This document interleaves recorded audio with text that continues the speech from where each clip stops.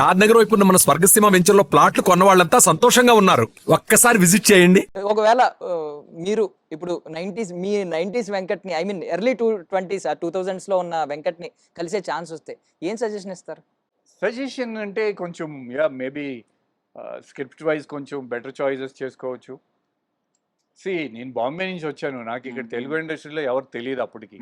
So కొంతమంది డైరెక్టర్లకి నేను dates ఇచ్చిన వాళ్ళ డైరెక్టర్లు విఎన్ ఆదిత్యకి డేట్స్ ఇచ్చాను నేను. ఆల్మోస్ట్ ఫోటో సెషన్ కూడా చేసాము. ప్రొడ్యూసర్ చేయలేకపోయాడు. అట్లా ఇంకా ఇద్దరు ముగ్గురు పెద్ద డైరెక్టర్లు ఉన్నారు. ఈరోజు పేర్లు చెప్తే బాగోదు. సో అట్లా కొన్ని ప్రాజెక్ట్స్ అవ్వలేదు. అంటే అది ట్రాన్సిషన్ పీరియడ్ లాగా ఉంది నాకు. Senior actors and senior directors నుంచి యంగ్ జనరేషన్ స్టార్ట్ అయ్యింది. సో ఇన్ఫాక్ట్ మేము వైవేష్ చౌదరి అండ్ నేను గేట్స్ ఓపెన్ చేసాం యంగ్స్టర్స్కి. ఈ మల్టీప్లెక్స్ వచ్చేసరికి ఇంకా కొంచెం యంగ్ అందరూ వచ్చి ఆ కలెక్షన్స్ అవి వాళ్ళకి హెల్ప్ అయినాయి. ఆ టైంలో సినిమాలు కొన్ని ఆడపోవటం వల్ల మేము డౌన్ అయ్యాం. సింపుల్. సో ఐ మీన్ ఇక్కడ కొంచెం ఇప్పుడు మాస్ రూట్ లో ఉన్నారు కాబట్టి కొంచెం మాస్ గా అడుగుతున్నాను. బేసికల్లీ ఎవరైనా కోరుకునేది ఏంటంటే లైఫ్ లో ఏం పీకాం అని బలంగా చెప్పుకోవాలని అనుకుంటారు. సో మీరు ఐ మీన్ రేపొద్దున్న మీకు చెప్పుకోవాలనుకుంటారు కదా, నేను ఇది చెప్పుకోవాలి, రేపొద్దున ఎవడన్నా ఏం పీకాం అంటే ఇది పీకాం అని చెప్పుకోవాలని అనుకుంటారు. అంటే మీరు ఎప్పుడో ఎర్లీ డేస్ లో చూస్తారు, నేను ఇంత బచ్చగాడగా ఉన్నప్పుడు మీరు సూపర్ సక్సెస్ఫుల్ చూసారు. బట్ ఇంకా ఉంటది కదా మైండ్ లో, నేను పీకాల్సింది ఇది ఉంది, ఇంకా చాలా ఉందని. ఏముంది మీ మైండ్ లో?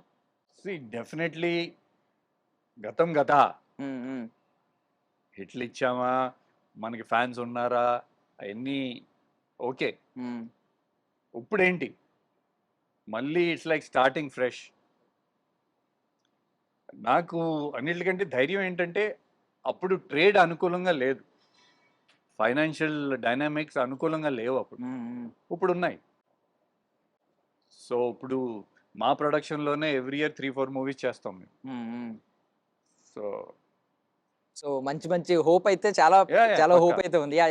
బేసికల్లీ నేను మీతో ఒకటి షేర్ చేసుకోవాలి. నేను కాకినాడలో ఉన్నప్పుడు అప్పుడు ఒక మీటింగ్ ఏదో పెడితే, నేను చిన్నోడిని, అప్పుడు నేను మీ దగ్గర ఆటోగ్రాఫ్ తీసుకోవడానికి పరిగెట్టుని వచ్చాను. నా దగ్గర పేపర్ లేదు. ఏమైందంటే మా డాడీ దగ్గర విజిటింగ్ కార్డు ఎలక్ట్రిసిటీ బిల్ ఉంది. ఎలక్ట్రిసిటీ బిల్ తీసుకుని వచ్చాను అనమాట. ఏంటి తెచ్చేవాళ్ళు అన్నారు మీరు, అప్పుడు చిన్నోడిని. ఏమీ లేవు, పేపర్ పెన్ దొరికింది కానీ పేపర్ దొరకలే. తీసుకొచ్చి ఎలక్ట్రిసిటీ బిల్ వెనకాల బ్యాక్ సైడ్ ఉంటే వైట్ పేపర్ లేవు కదా ఫోన్లు, ఫోన్లో ఏమి లేవు. సో అప్పుడు ఊర్ల సైడ్ ఇట్లా సిగరెట్ పెట్టెలు తెచ్చేవాళ్ళు, నోట్లు తెచ్చేవాళ్ళు. అప్పుడు ఆ ఆటోగ్రాఫ్ ట్రెండ్స్ నడిచేది. బట్ ఇప్పుడు మొత్తం ఇన్స్టాగ్రామ్ వచ్చేసినాయి. సో మీరు ఇప్పుడు హరుడు ఫస్ట్ గ్లిమ్స్ వచ్చిన తర్వాత మీకు ఎమోషనల్ గా ఏదైనా మీ ఇన్బాక్స్ ఒక మెసేజ్ వచ్చిందా? 90s కిడ్స్ నాలాంటి వాళ్ళు ఎవరైనా బాగా కనెక్ట్ అయ్యి? చాలా మెసేజెస్ వస్తున్నాయి. అండ్ అన్ని ఆర్గానిక్ మెసేజెస్ అయ్యి, మళ్ళీ చాలా రోజులు అయింది, మళ్ళీ మీరు రావాలి, త్వరగా స్క్రీన్ మీద మిమ్మల్ని చూడాలని, వెయిటింగ్ అని. అంటే ఇదివరకు నా ఫస్ట్ సినిమా అప్పుడు అవన్నీ లెటర్స్ వచ్చాయి నాకు, ఫ్యాన్ లెటర్స్. ఇప్పుడు మొత్తం మారిపోయి ఇన్స్టాగ్రామ్ వచ్చేసింది. సో 1 సెకండ్లో వాళ్ళ కమెంట్స్ వచ్చేస్తాయి, వాళ్ళకి రిప్లై ఇస్తాం. So access is become like close అయిపోయాం. ఆడియన్స్ కి బాగా దగ్గర చేసేసింది. సో మంచి రెస్పాన్స్ ఉంది. So definitely fingers cross. ఏదైనా గుర్తుందన్నా మీకు ఒక ఎమోషనల్ మెసేజ్ ఏదైనా గుర్తుందా అన్ని మెసేజెస్ లో? అన్ని మెసేజ్ అంటే దాదాపు మీరు బాగుంటారని, ఐస్ బాగుంటాయి అని, స్మైల్ బాగుంటాయి అని రెగ్యులర్ వస్తుంటాయి. మెజారిటీ పీపుల్ ఎవరు హ్యాపీ ఫీల్ అవుతున్నారా మళ్ళీ తిరిగి వస్తున్నారు లీడ్ గా? డెఫినెట్లీ. ఇప్పుడు ఒక రఫ్లీ చెప్పాలంటే పాజిటివ్ ఉన్న చోట నెగిటివ్ కూడా ఉంటది. ఒక 50 మెసేజ్లు వచ్చినాయి అంటే ఒకళ్ళిద్దరు నెగిటివ్ కూడా ఉంటది.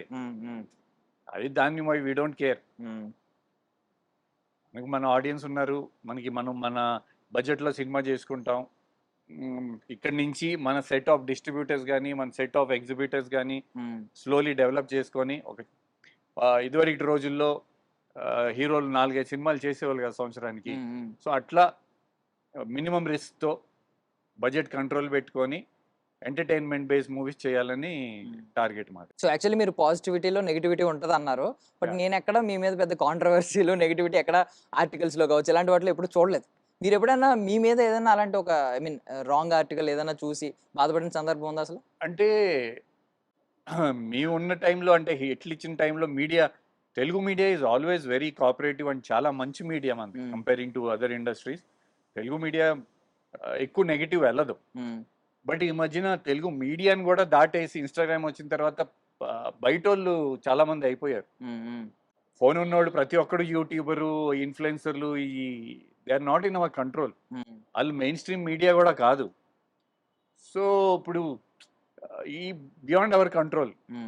ఇప్పుడు వాడు ఏదో మెసేజ్ పెట్టచ్చు, ఇంటర్వ్యూ అడగచ్చు, మేము ఇవ్వకపోవచ్చు, వాడు దాన్ని మైండ్లో పెట్టుకొని యాంటీగా రావచ్చు, చెయ్యొచ్చు.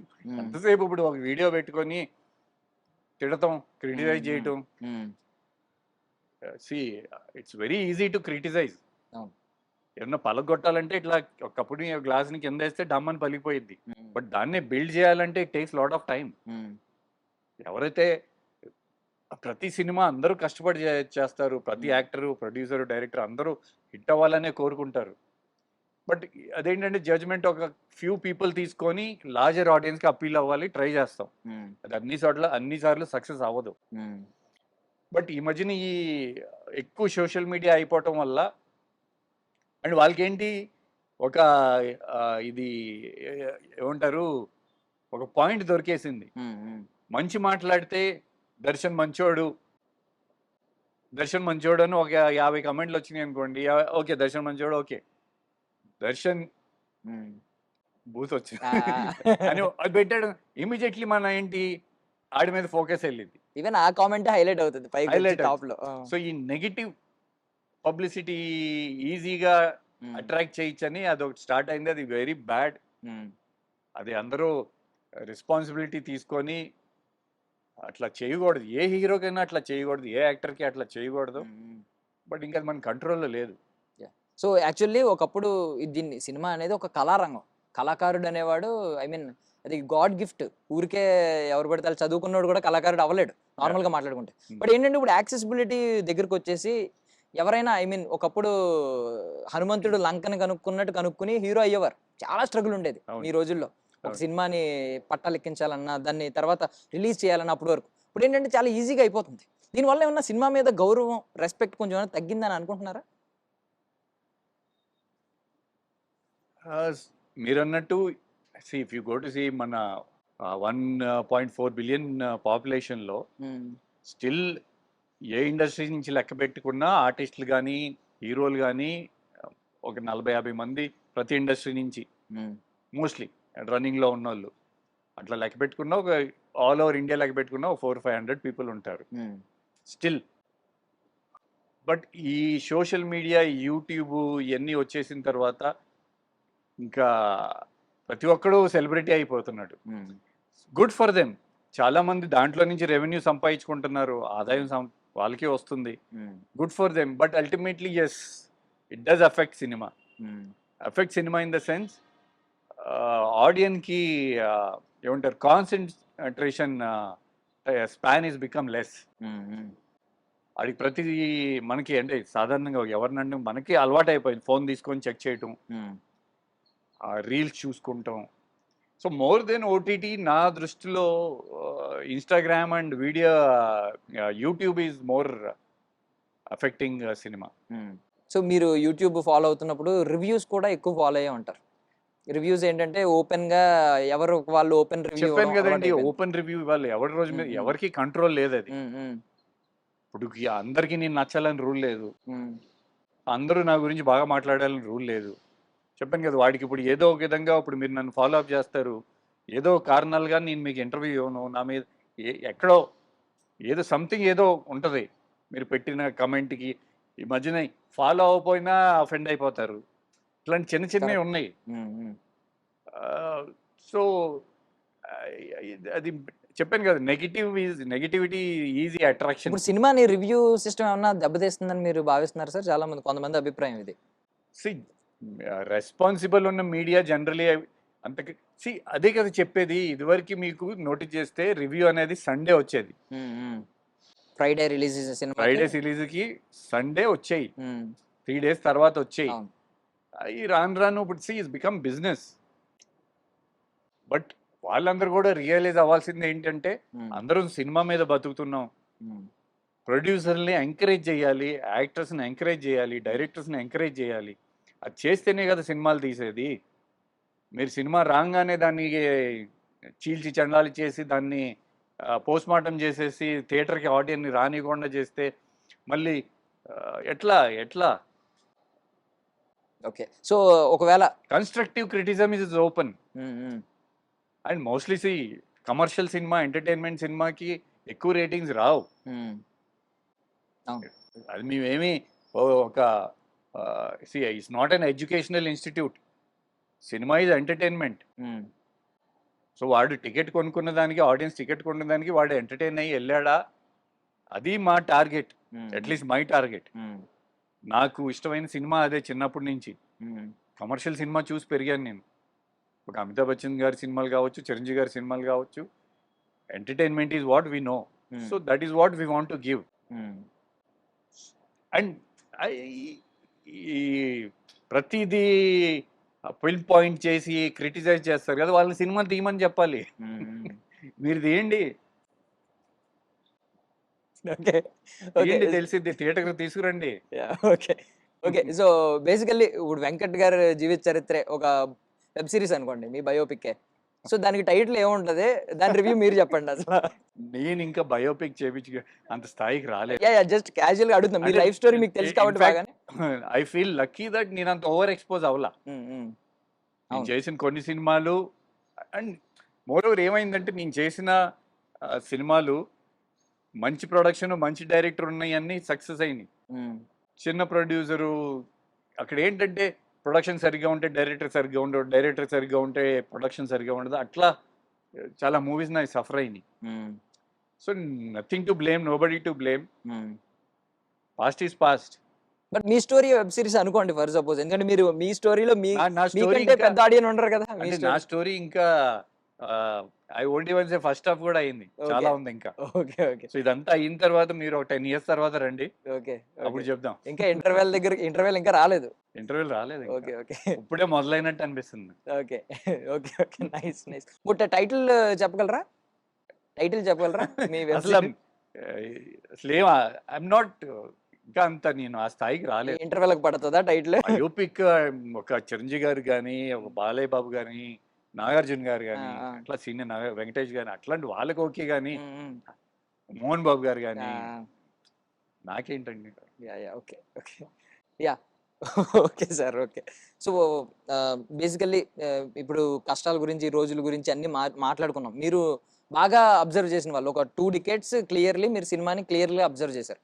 3 decades అబ్జర్వ్ చేశారు ఒక ఆడియన్ నుంచి హీరోగా మారడం. ఓకే. మీరు అంటే తెలుగు సినిమా. సో ఈ మార్పులు ఏం జరిగినాయి, పెద్ద మార్పులు ఏం జరిగినాయి అంటే మల్టీప్లెక్స్ లో ఇవి కాకుండా సినిమా స్క్రీన్ ప్లే పరంగా, స్టోరీ పరంగా, ఆడియన్ పాయింట్ ఆఫ్ వ్యూలో ఈ చూసే విధానంలో?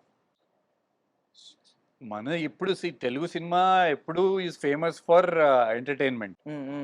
ఇదివరకు హిందీ సినిమాలు ఎట్లా ఉండేయో రాని 20 years లో మన యాక్షన్ మూవీస్, మాస్ మూవీస్, దీనికి చాలా అంటే చిరంజీవి గారు, నాగార్జున గారు, ఇది ఇవాళ రోజు జరిగింది కాదు. చాలా మంది మన తెలుగు సినిమాలు ఇప్పుడు పాన్ ఇండియా వెళ్ళి అని అనుకుంటున్నారు, ఇది ఇప్పుడు కాదు జరిగింది. దీనికి కారణం మన యాక్షన్ హీరోస్ ఎప్పటి నుంచో చేస్తున్న సినిమాలు అవన్నీ స్లోలీ డబ్బింగ్ లాస్ట్ 20 years నుంచి శాటిలైట్ లో జరుగుతూ ఉన్నాయి. అండ్ అయ్యే ఆడియన్స్ అక్కడ నార్త్ ఇండియన్, నేను బాంబేలో పెరిగాను కాబట్టి నాకు తెలుసు. స్టార్టింగ్ లో మన ఎగతాళి చేసేవాళ్ళు, అరే సౌత్ మే తుమ్ లోగ్ ఏక్ ఫైట్ మారాతా ఇస్సా హవే మే ఉడి జాతా అని, గాల్లో లెగ్సే వాళ్ళని ఎక్కిరిచ్చేవారు. ఇప్పుడు అయ్యే ఎంజాయ్ చేస్తున్నారు, ఈవెన్ వాళ్ళు ఫాలో అవుతున్నారు. ఇప్పుడు మన అంటే అప్పటి నుంచి జరుగుతా ఇప్పుడు డైరెక్ట్ థియేటర్కల్ రిలీజ్ కూడా వెళ్ళగలుగుతున్నాం మనం హిందీలో. సో ఆ విధంగా తెలుగులో అప్పటికి ఇప్పటికి entertainment, Telugu cinema is always been entertainment. Ascending అంటారా, డిసెండింగ్ అంటారా?